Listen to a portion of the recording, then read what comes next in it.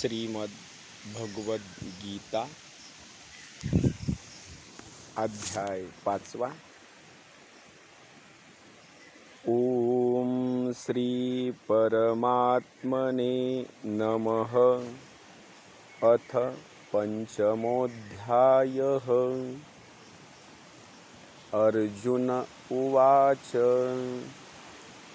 संन्यासं कर्मणां कृष्ण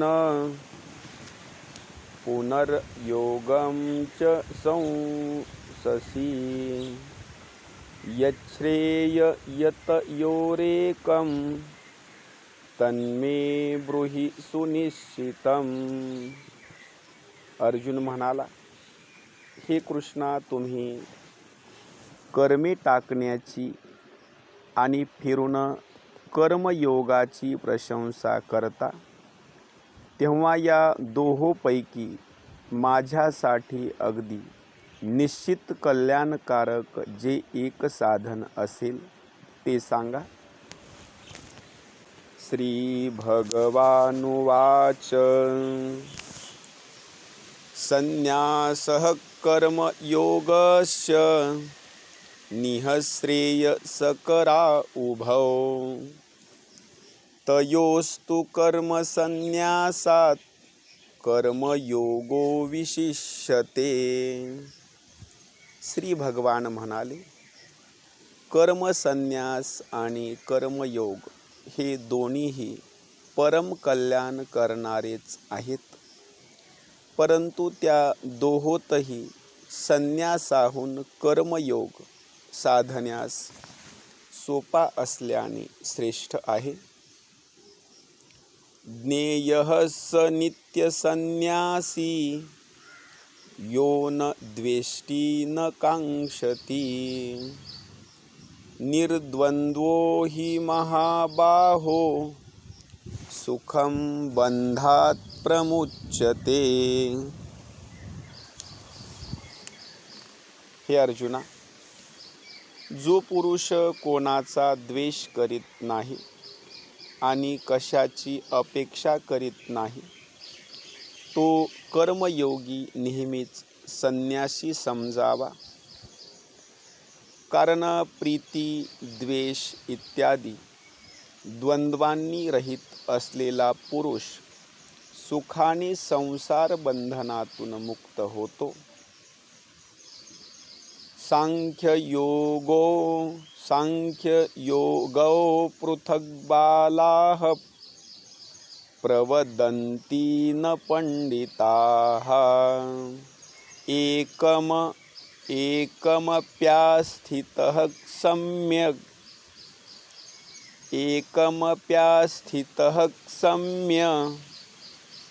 गुभयोर्विन्दते फलम्। वर सांगितलेले संन्यास आणि कर्मयोग वेगवेगळी फळे देणारे आहेत असे मूर्ख लोक म्हणतात, पंडित नव्हेत। कारण दोहोपैकी एकाचे ठिकाणी सुद्धा उत्तम प्रकारे स्थित असलेला पुरुष दोहोंचे फलस्वरूप असलेल्या परमात्म्याला प्राप्त होतो। यत सांख्ये प्राप्यते स्थानं तद्योगैरपि गम्यते। एकं सांख्यं च योगं च यः पश्यति स पश्यति। ज्ञान योग्यांना जे परमधाम प्राप्त होते तेच कर्मयोग्यांनाही प्राप्त होते। म्हणून जो मनुष्य ज्ञानयोग आणि कर्मयोग हे फळाच्या दृष्टीने एकच आहेत असे पाहतो, तोच खऱ्या अर्थाने पाहतो। संन्यासस्तु महाबाहो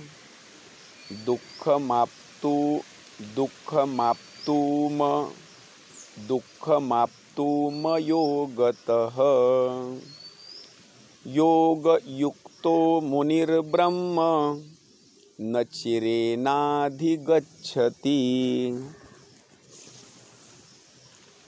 परंतु हे अर्जुना, कर्मयोगाशिवाय मन, इंद्रिये व शरीर यांच्याकडून होणाऱ्या सर्व कर्माच्या बाबतीत कर्तेपणाचा त्याग होणे कठीण आहे आणि भगवत स्वरूपाचे चिंतन करणारा कर्मयोगी परब्रह्म परमात्म्याला फार लवकर प्राप्त होतो. योगयुक्तो विशुद्धात्मा विजितात्मा जितेंद्रियः सर्वभूतात्मभूतात्मा कुर्वन्नपि न लिप्यते.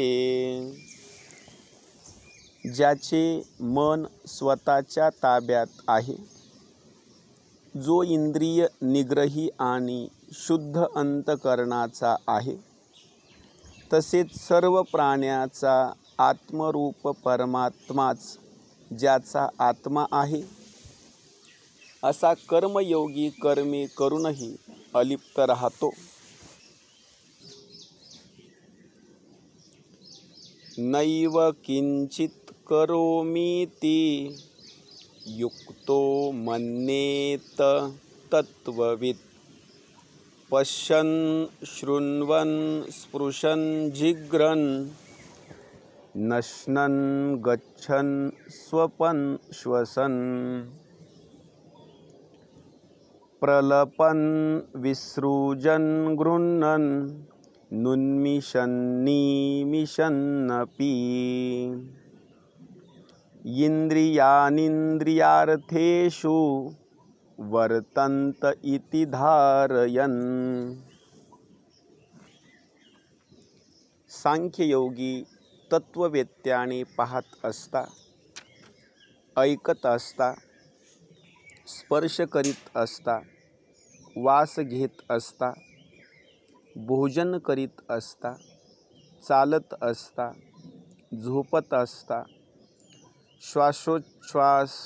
श्वासोच्छ्वास करीत असता, बोलत असता, टाकीत असता, घेत असता, तसेच डोळ्यांची उघडझाप करीत असताही सर्व इंद्रिये आपापल्या विषयात वावरत आहेत, असे समजून निःसंशय असे मानावे की मी काहीच करत नाही.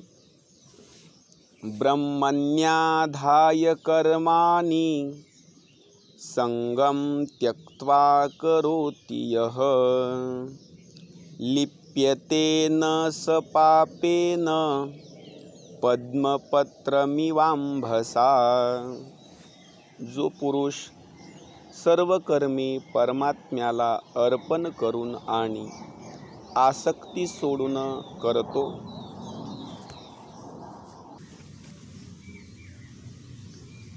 जो पुरुष सर्व कर्मे परमात्म्याला अर्पण करून आणि आसक्ती सोडून करतो, तो पुरुष पाण्यातील कमलपत्राप्रमाणे पापाने लिप्त होत नाही. कायेन मनसा बुद्ध्या केवलैरिंद्रियैरपि योगिनः कर्म कुर्वन्ति संगम त्यक्त्वात्मशुद्धये. कर्मयोगी ममत्व बुद्धी सोडून केवल इंद्रिये, मन, बुद्धी आणि शरीर यांच्याद्वारा आसक्ती सोडून अंतकरणाच्या शुद्धीसाठी कर्म करतात. युक्तः कर्मफलं त्यक्त्वा शान्तिमाप्नोति नैष्ठिकीम् अयुक्तः कामकारेण फले सक्तो निबध्यते. कर्मयोगी कर्माच्या फळांचा त्याग करून भगवत प्राप्तिरूप शांतीला प्राप्त होतो आणि कामना असलेला पुरुष कामनांच्या प्रेरणेमुळे फळात आसक्त होऊन बद्ध होतो. सर्व कर्माणि मनसा संन्यस्यास्ते सुखम वसी. नवद्वारे पुरे देहि नैव कुर्वन्न कारयन्. अंतकरण ज्याच्या ताब्यात आहे असा सांख्य योगाचे आचरण करणारा पुरुष कोणतेही कर्म करणारा किंवा करविणारा न होताच 9 दरवाजांच्या शरीररूपी घरात सर्व कर्माचा मनाने त्याग करून आनंदाने सच्चिदानंद घन परमात्म्याच्या स्वरूपात स्थित राहतो. न कर्तृत्वं